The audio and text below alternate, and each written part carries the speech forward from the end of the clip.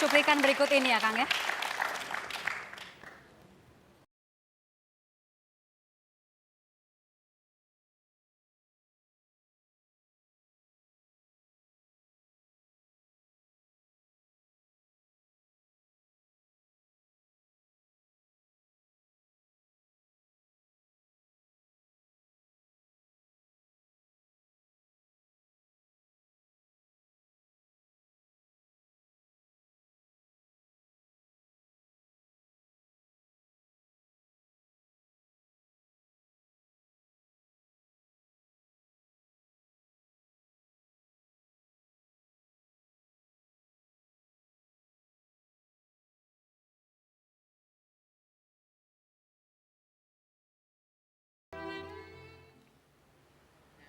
Seberapa dekat sama ayah?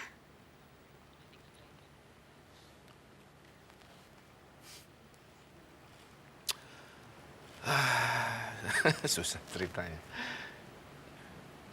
Rindunya itu setelah nggak ada gitu ya. Jadi ada istilahnya kita merasa apa namanya? Merasakan sesuatu yang berharga itu pada saat sesuatu itu hilang gitu. Jadi waktu ada tuh ya biasa aja kan gitu ya.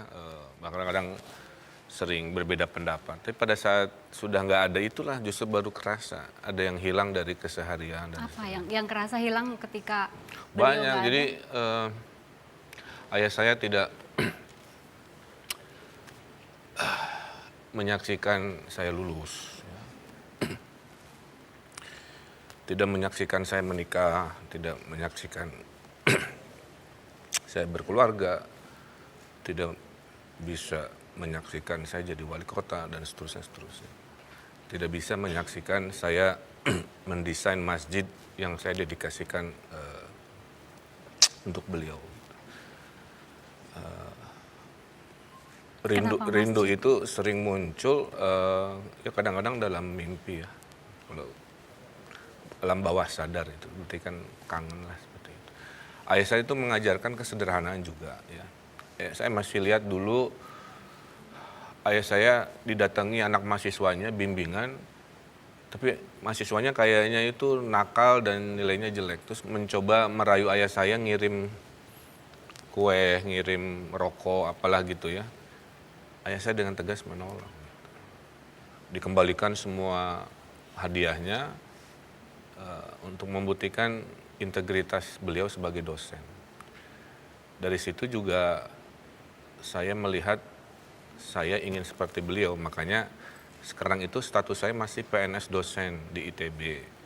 Karena dalam darah saya mengalir darah mengajarnya almarhum ayah saya dan ibu saya juga. Gitu. Nah dari ibu saya ternyata ayah dan ibu saya itu bertemu zaman mahasiswanya itu jadi aktivis Kesatuan Aksi Mahasiswa Indonesia, demo-demo juga.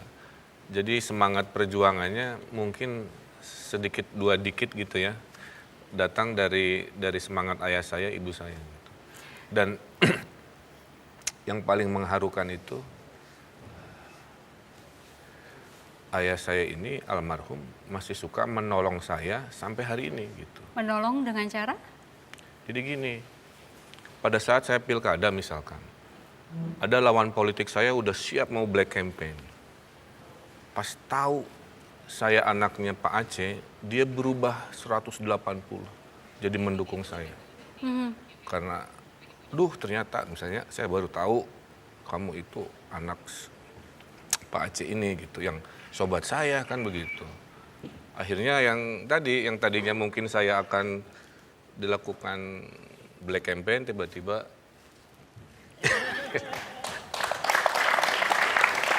Ibu. Bawa apa ini Bu? Surabi. Surabi? Boleh diliatin Kang? Surabi. Kenapa surabi Ibu? Surabi cinta. Jangan surabi cinta. bikin sendiri soalnya. Dibikin sendiri. Mau dicicip dulu atau Kang? Ya siap. Boleh? Sok mangga. Jadi surabi terus ketan goreng sama pisang goreng. Bedanya surabi sama surabi yang biasa, oncom gitu apa Kak? Enggak, soalnya ini resepnya spesifik. Resep cinta. Resep cinta. Itu boleh percaya boleh enggak lah ya. Saya kalau ke Jakarta sebelum jadi wali kota ya, selalu dibekali ibu saya 3 jenis makanan ini. Surabi bikinan ketan. ibu sendiri, kemudian ketan digoreng dan pisang goreng. Dan yang lebih istimewa, pisang goreng ini salah satunya dari pisang yang ditanam di depan ya, Di halaman. Enggak di di, belakang. di tanah orang. Cuma nggak dipakai tanahnya gitu kan. Tapi poinnya adalah berarti kan pohon pisangnya dirawat, dipelihara, dipetik hasilnya, dimasak. Waktu masak kan ini buat anak saya, kan pakai cinta juga. Maka waktu dimakan itu beda dengan pisang goreng yang beli dimanapun juga gitu. Jadi Surabinya juga lain ya. pesan buat para pemirsa, kalau memasak, masaklah dengan cinta. Iya. Ibu, waktu maju mencalonkan diri jadi wali kota, izin dulu ke Ibu atau curhat dulu atau apa gitu minta pertimbangan Bu? Iya, dia datang ke saya. Kalau seandainya karena Pak Dada sudah 2 kali dipilih, jadi tidak mungkin dipilih lagi. Kalau saya ikutan, gimana gitu pendapat saya. Tapi saya tanya dulu, maksudnya apa gitu, tujuannya apa gitu. Kalau tujuannya, kata saya, kalau tujuannya cari jabatan tidak perlu. Saya bilang. Kalau tujuannya cari duit juga tidak perlu, karena sudah punya perusahaan dan duit yang dihasilkan oleh perusahaan sendiri kan tidak harus dipertanggungjawabkan ke masyarakat. Kalau wali kota kan harus ke. Kemudian kalau cari popularitas juga itu tidak perlu gitu. Terus dia jawabnya, kan saya mengikuti pesan mama gitu. Saya kan kaget ya pesan mama, yang mana saya tidak pernah menyebutkan kamu harus jadi pejabat, harus jadi ini, enggak. Terus dia bilang, kan suka selalu dikumandangkan, disampaikan, khairun nas anfa'uhum linnas gitu. Sebaik-baik manusia itu yang bisa memberi manfaat kepada orang lain. Ternyata dikira saya tidak didengar gitu, ternyata disimak. Dan Ibu langsung izinkan atau aduh jangan deh nanti takut ini takut itu Soalnya gitu nggak Bu? boleh malah. Asalnya saya rada gini, saya bilang itu yang saya lihat sebagai masyarakat biasa, saya suka melihat ada yang demo, kemudian kemacetan, sampah di mana-mana dan sebagainya gitu. Saya bilang nanti itu masalah tuh sangat banyak.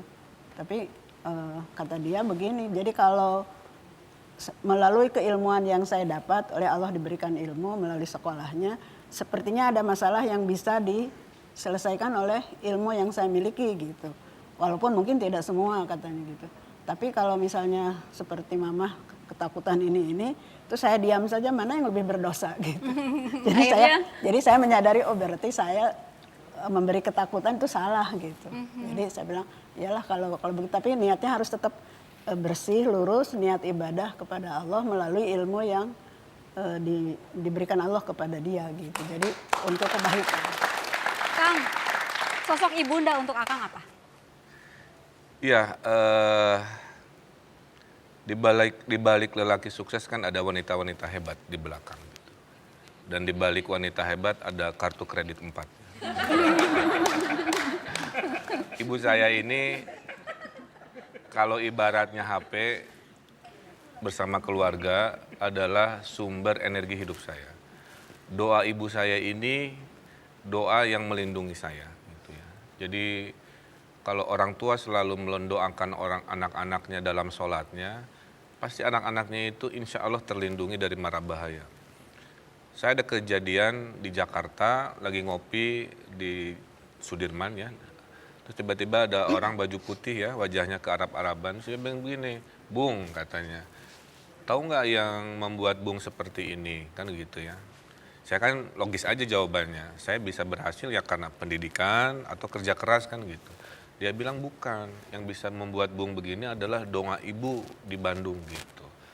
Nah dari kalimat itu, dari orang yang tidak terduga, entah kenapa tiba-tiba ngomong begitu, jadi renungan mendalam kan begitu. Bahwa kekuatan doa khususnya ibu, itulah yang membuat kita hidup lebih sukses, lebih terjaga, dan insya Allah lebih barokah gitu. Makanya saya ada pesan ke banyak orang juga, when things is too much, call your mom. Gitu. Jadi kalau hidup udah wah pusing, telepon ibu, insya Allah hidup lebih tenang, lebih ringan karena ada orang yang luar biasa yang akan selalu menjadi guru kita, menjadi pelindung kita. Waktu itu langsung telepon ibu juga, langsung. Mau bicara sama kakak sulung boleh? Ya gini, jadi sejak kami berkarir jarang ketemu dan masa kecil kami naik turun lah ya tipikal lah ya adik kakak, apalagi sama-sama laki-laki. Sering berantemnya, sering ininya gitu. Tapi jejak-jejaknya saya ikuti. Ke SMP 2 saya ikut, SMA 3 saya ikut, ke ITB saya ikut. Jadi ikut jalur kakak saya. Oke.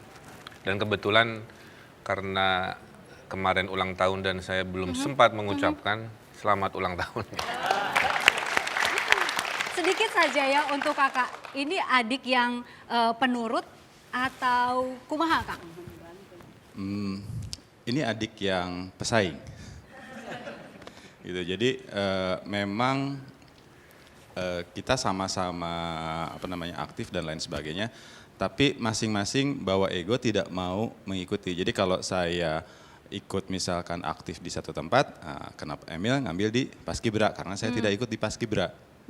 Samanya cuma satu, main bola gitu aja. Oh itu ya samanya. Jadi pokoknya adik ini pesaing banget gitu ya Kang? Nggak mau ada di bawah bayang-bayang. Ibu, mungkin harapan dari Ibu, ini putra kedua Ibu jadi wali kota, ada harapan Bu?